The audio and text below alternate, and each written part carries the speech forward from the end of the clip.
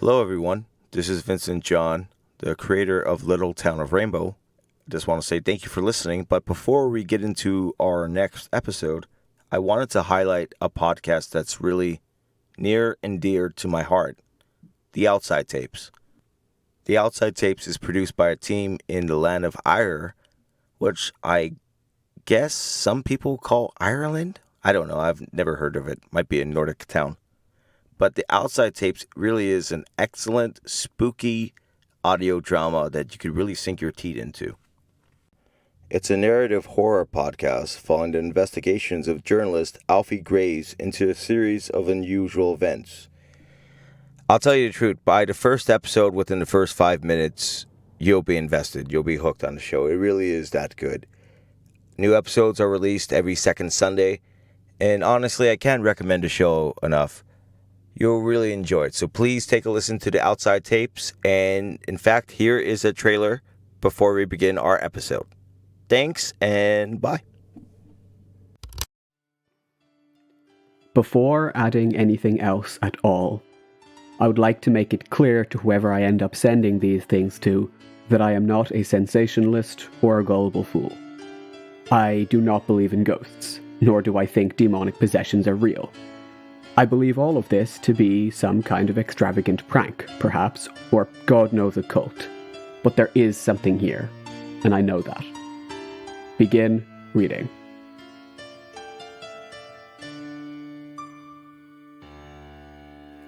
That clip was from The Outside Tapes, an independent Irish audio drama by Evan Daly and Liam Brett.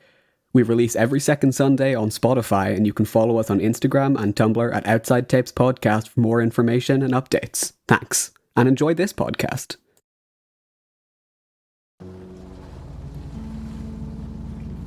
The Little Town of Rainbow. Written by Vincent John and performed by Luke Welland, Natalie Lewis, and Cornelius Perry Jr. Ramsey's silver hairs had rapidly departed from his head within the last year, and the generous scar above his right cheekbone, which he received in adolescence, appeared almost invisible now if not trained to look for it. Nevertheless, though he was considered old and a man of slender build, when speaking, his presence had the subtle ability of appearing to swell. Something in the way he carried himself appeared greater and broader than the person across from him. Which is why his daughter Roselyn went through tremendous efforts in keeping interactions with her father at a minimum. But tonight, Ramsey would no longer tolerate that frequent disappearing act in which his daughter was so keen, not while a trespasser breathed air in their house.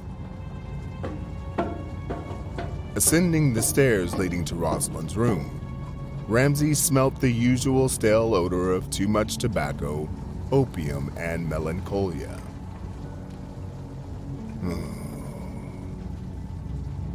She already begun, he muttered to himself. To live with one's own child for an extended duration often results in either parent or offspring resenting one another. For Ramsey and Roselyn, they were far past an expiration date. Without notice, he barged the door open. "Why do you care if this man dies, child?" he demanded. "You know my obligation is to preserve this town and its people. That includes you. Are you too much of a fool to understand this?" Roselyn did not flinch, but continued to stare into her vanity mirror while removing her makeup. I assumed that is why we have a sheriff. A sheriff is here today and gone tomorrow. The assembly gave me this gift of seeing the town protected at all cost, and I will not contradict their wishes for me. We will conclude that this man is a danger and have him expired at first sunlight. You know for a fact Henrik did not kill Jimmy. Henrik, Ramsey sighed. as he sat on the French provincial chair he gave Roselyn as a gift on her 8th birthday.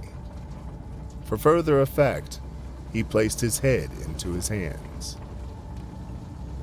Oh, foolish, foolish girl. But somebody did kill Jimmy Wilson. Jimmy was 300 yards down the mine and not an easy target. Now a stranger wanders into our borders? You know of the dangers. We are all tied together on a loose string, a string pleading to be pulled apart. Father, I do not believe a coward like the man tied to our chair is strong enough to pull apart feathers, let alone strings, Roselyn said with a modest grin. Beasts come in all shapes and forms. Maybe it is not actual dark spirits and evil creatures that roam our lands, murdering our people. Maybe it's human men, like the one tied to our chair. I think it was foolish leaving him here. He is a scout, collecting information to pass on to someone else, someone who is worse and wishes us harm. Do you see my meaning now, child? I understand, Father. I pity him nonetheless. We never killed a man on Christmas. And I still find it odd, the circumstances of his delivery here. Did you not say they discovered him face down on the verge of death? Ramsey stood up, revealing the menacing stature he kept for occasions such as this. Yes. Yes, I did, oh dear child. But are you naive enough to believe scouts cannot get lost and turned around in these parts? I will not be made a fool in the eyes of my people, Ramsey said, feeling a sliver of satisfaction that the conversation was at an end. However, Roselyn would not let the debate finish there. Standing to meet her father's view and counter his presence with her own, she stood in the doorway blocking his exit. For in this battle of words, life and death, Roselyn was indeed Ramsey's opponent of the night. After years that spiraled into decades searching for the weakness in her father's armor, Roselyn at last discovered it. Then consider, Father, the reaction our noble town will give you for not only turning away a wanderer in the desert, but killing him without cause. Are we not Rainbow, the town of sins forgiven? Our past transgressions washed away. Why are we an assembly if we do not obey what the founders set out forth for us? I'd imagine townsfolk might identify it problematic you have grown such a taste for killing. Might not it produce fear in the people's spirits they could be next? Without cause, without justification. Rainbow means mercy, after all, Father.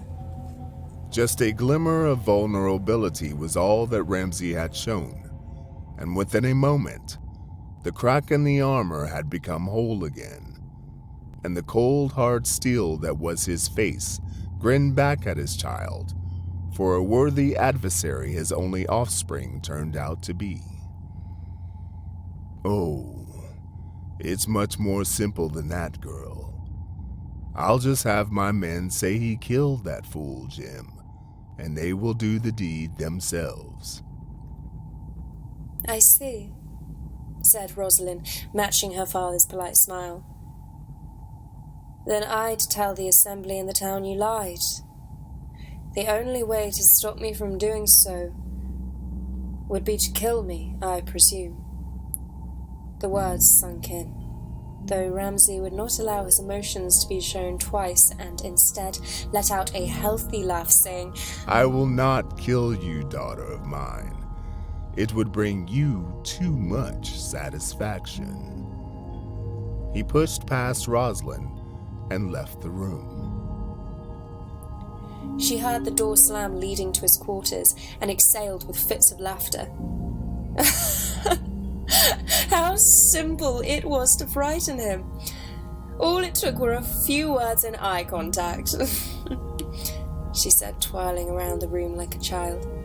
She poured herself a good amount of peyote tea before taking a couple of swigs of laudanum, which gave the effect she wanted. A lightness of foot, a weightless feeling of drifting away. A little dizzy and slightly drunk, she fell upon her bed with a smash. Nevertheless, she knew herself, and what would arise next, and began fidgeting in hopes of delaying the familiar sense of dread that came after a moment of bliss. Lupine was a decent substitute for life not worth living, but even at its height, which was serenity at its peak after you climbed the top, however, there was nowhere to go but down. And at that, it was a wicked device, for the more you partook, the less its effects of beatitude fully entered the soul. For minutes, she fought to find a satisfactory place to rest. Her pillow felt a little meaner than usual, as if the inanimate object had a will of its own and slight against her. She found none, but found instead her hopefulness lost a bit of its bluster. This was her father, after all. A shrewd old bastard not prone to losing. Tonight is not the night to dwell on the past, she struggled to remind herself. But like a storm in the desert, Roselyn's thoughts churned with an uncontrolled vitality. Hour upon hour was spent forcing her body to calm and lungs to breathe, utterly spoiling her small moment of joy.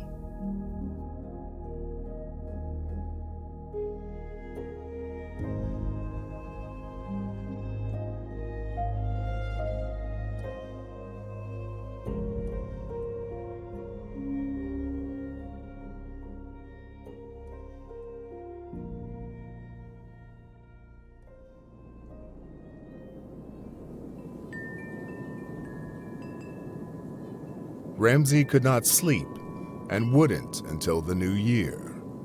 Many events had cultivated these past 24 hours, and it reasoned inconceivable for it all to be a coincidence. He knew in his heart that it wasn't.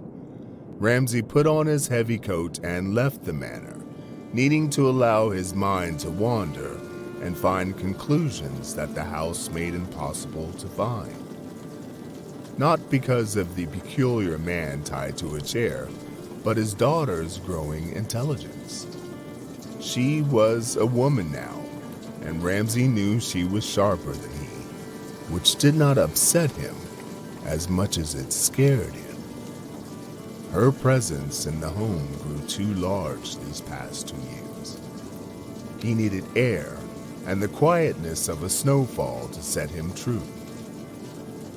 His daughter was against him, which was bound to happen at one point, but she was still his sole offspring, and everything he had accomplished shall ultimately be hers. Though why was she desperate not to have that man Henrik killed, when she had seen her father kill countless men before? It left only 2 possibilities, he pondered, both of which were not desirable on any account. Ramsey pushed the worries out of his head. Now was not the time to be studying his daughter. Ultimately, she had to be dealt with, and preferably soon.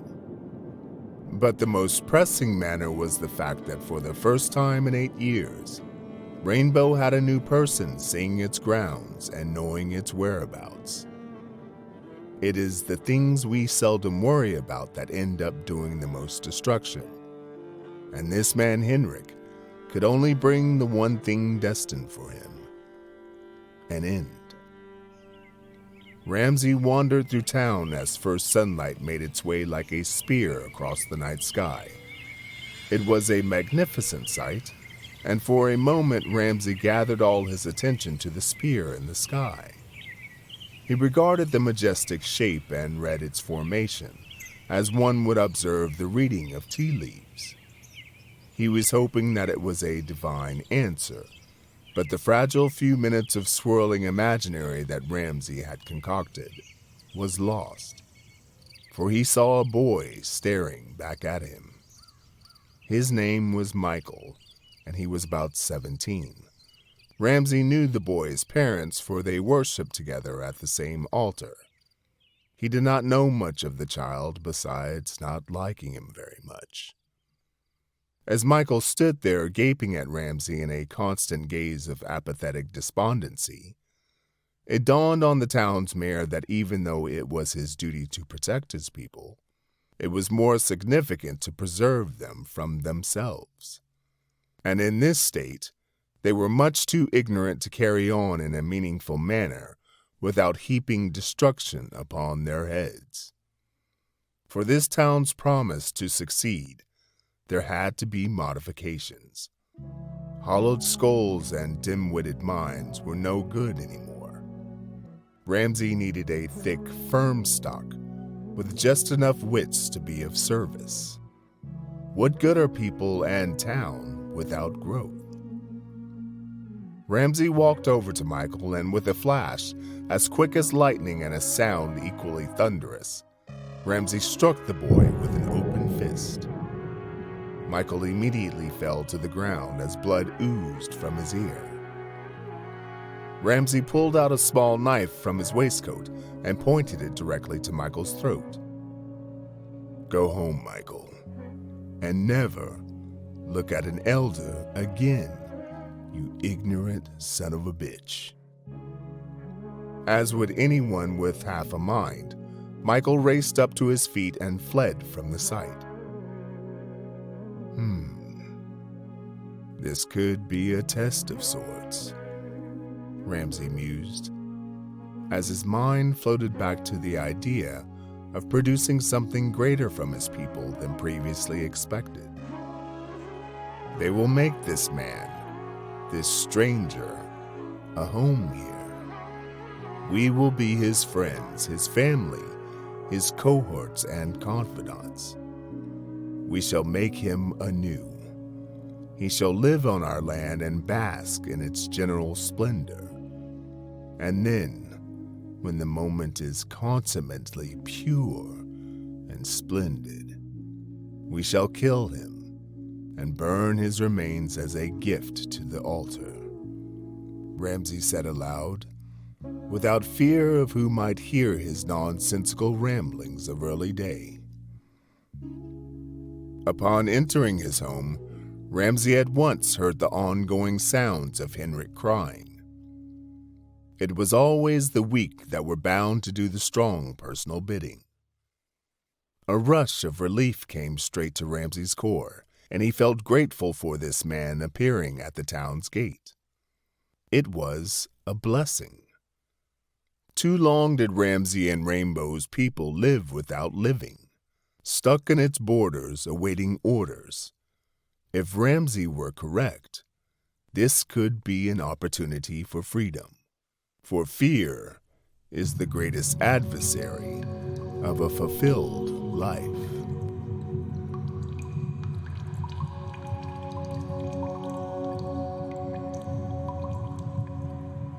The underground lake fervently glistened with its usual green hues, casting thousands of shimmering diamonds across the cave.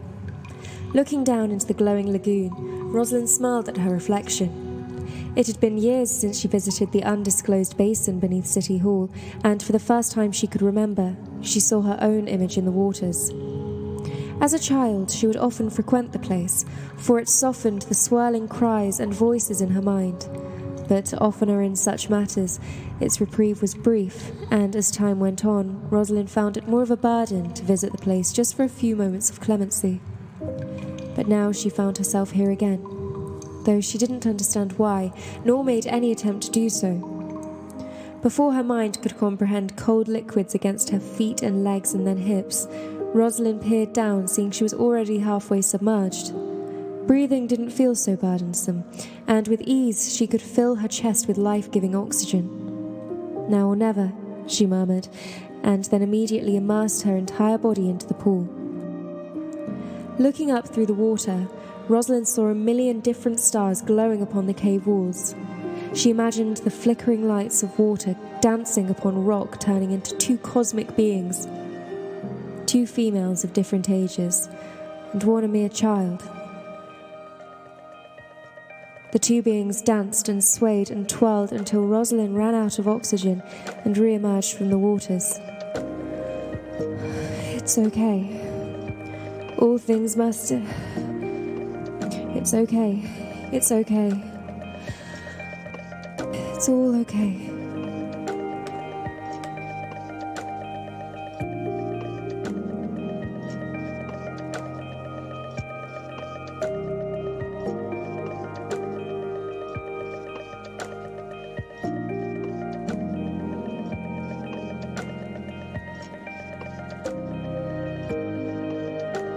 This has been The Little Town of Rainbow. New episodes are released weekly and is available wherever you listen to podcasts.